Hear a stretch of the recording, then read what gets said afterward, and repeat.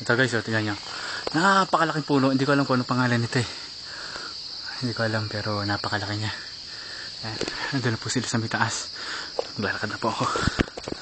Ay. Mawala ako eh. Ayun sila. Ako kasi yung nahuhuli. Pero may mga nahuhuli pa. Pero medyo malayo sa amin. Sa grupo namin ako yung pinakahuli. Mas masarap sa huli kasi pwede ka magpahinga.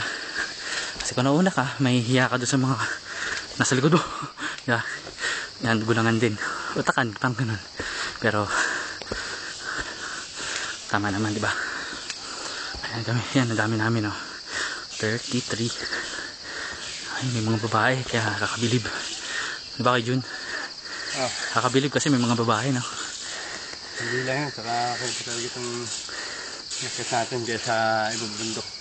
Oo nga. Sa mga tunog pa lang ng kapaligiran. Oo nga. Yung gubat na gubat.